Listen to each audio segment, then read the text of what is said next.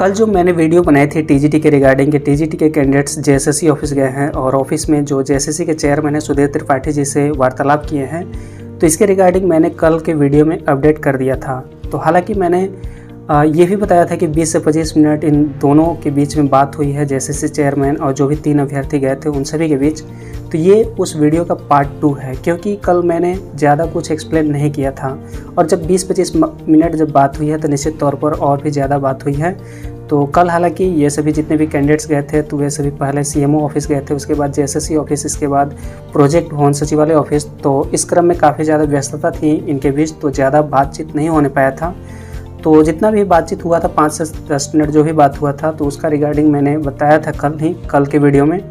तो आज इस वीडियो में जानने वाले हैं कि आखिर 20 से 25 मिनट क्या हुआ था, क्योंकि मैंने इसके रिगार्डिंग डिटेल से चर्चा की है, डिटेल से बात की है जो भी कैंडिडेट्स अंदर गए थे उन सभी से।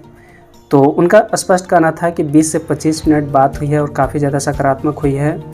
और मतलब हम जैसे कि क्वेश्चन कर रहे थे तो क्वेश्चन करने में तो काफ़ी कम समय लगता है, लेकिन काफ़ी ज़्यादा एक्सप्लेन किया जा रहा था सुधीर त्रिपाठी जी के द्वारा। तो ये क्वेश्चन काफ़ी ज़्यादा इम्पॉर्टेंट पूछा गया था कि ये जो रिजल्ट है टीजीटी का, जो रिजल्ट है टीजीटी की स्पेशली मतलब टीजीटी के रिगार्डिंग स्पेशली बात करी गई थी। तो टीजीटी का जो रिजल्ट है ये दशहरा से पहले पॉसिबल है या फिर दशहरा से बाद। तो जेएसएससी के चेयरमैन का स्पष्ट कहना था कि हमारी कोशिश दशहरा से पहले रिजल्ट जारी करने की है। और यहाँ तक कि जेएसएससी के चेयरमैन का ये भी कहना था कि अगर गवर्नमेंट के द्वारा हमें अगर टारगेट दे दी जाए कि इस मतलब रिजल्ट निकालनी है, तो निश्चित तौर पर हम संडे को भी वर्क करके, या फिर अगर हमारे पास अगर कम कर्मचारी पड़ते हैं तो निश्चित तौर पर सचिवालय से भी या फिर एक्स्ट्रा बुला कर भी हम इस वर्क को जल्द से जल्द पूरा करके रिजल्ट पब्लिश कर देंगे। हमारी तरफ से कोई भी कमी नहीं रहेगी। यहाँ तक कि जो हमारी अप्रोच है, मतलब कि ये जो ये अप्रोच है कार्मिक भवन को या फिर कार्मिक जो सचिव हैं उन सभी को करना चाहिए था यहाँ। तो यहाँ पर ये स्पष्ट कहना था कि जो चेयरमैन है कि ये जो कोशिश है हमारे द्वारा की जा रही है, जबकि ये कोशिश कार्मिक सचिव या फिर गवर्नमेंट के द्वारा की जानी चाहिए थी।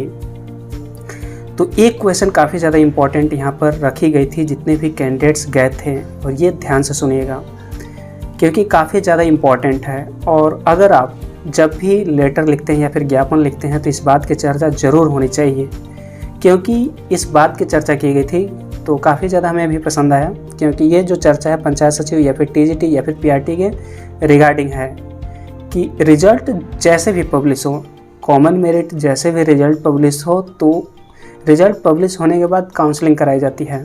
तो काउंसलिंग के बाद कुछ वैसे कैंडिडेट्स होंगे निश्चित तौर पर, चाहे पंचायत सचिव हो, चाहे टीजीटी के कैंडिडेट्स हों, चाहे पीआरटी के कैंडिडेट्स हों, तो निश्चित तौर पर कुछ न कुछ वैकेंट सीट रहेगी। और ऐसा इसलिए मैं बोल रहा हूँ क्योंकि कुछ कैंडिडेट्स का सिलेक्शन जेपीएससी में हुआ है, कुछ कैंडिडेट्स का सिलेक्शन बीपीएससी में हुआ है, कुछ कैंडिडेट्स का सिलेक्शन जो पीजीटी आई थी तो पीजीटी में हो गया है, तो निश्चित तौर पर वे टीजीटी में नहीं आएंगे।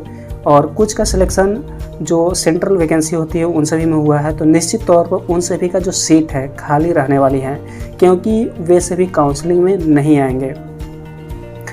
तो काउंसलिंग में अगर नहीं आएंगे तो निश्चित तौर पर जब सीट खाली रहेगी तो इनका डिमांड था या फिर कहिए कि रिक्वेस्ट था कि अगर इस तरह की स्थिति उत्पन्न होती है, चाहे वो कोई वैकेंसी जो भी पेंडिंग वैकेंसी है, तो प्लीज़ उसके रिगार्डिंग एक दूसरी लिस्ट निकाली जाए, एक लिस्ट निकाली जाए जो भी वैकेंट सीट हो, या फिर जो भी एक आध नंबर से जो रह गए हैं तो उन सभी को बुलाकर फिर से काउंसलिंग कराई जाए, ऐसा रिक्वेस्ट किया गया था।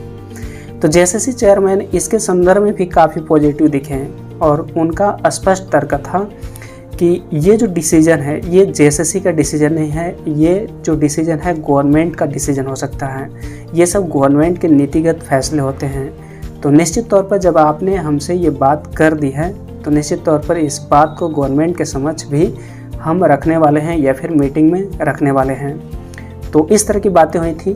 तो यहाँ पर यह भी जरूरी है कि जब भी ज्ञापन सौंपे, जब भी मुख्यमंत्री को सौंपे या जो भी कार्मिक पदाधिकारी को, तो निश्चित तौर पर इस बात की चर्चा होनी चाहिए कि अगर सीट वैकेंट रह जाती है तो निश्चित तौर पर सेकेंड काउंसलिंग की भी व्यवस्था करी जाए, ताकि जो भी सीट है, जितना भी सीट है, सपोज दैट 17,000 के आसपास जो टीजीटी की सीट है, या फिर पंचायत सचिव की बात करें तो पंचायत सचिव में लगभग सीट है 3088 जो सीट है, तो सभी सीट फुल फिल हो जाए, जितने भी क्वालिफाइड हैं, क्वालिफाइड की मैं बात कर रहा हूँ।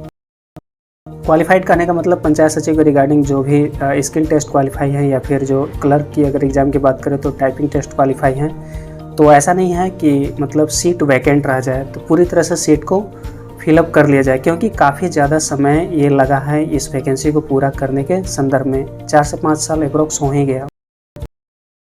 तो इस वीडियो का मकसद बस यही था कि आप सभी को इन्फॉर्म कर दिया जाए कल जो भी बातचीत हुआ उसका पूरा डिटेल्स। तो मिलता है नेक्स्ट वीडियो में नेक्स्ट अपडेट के साथ। Thanks for watching and wish you all the best.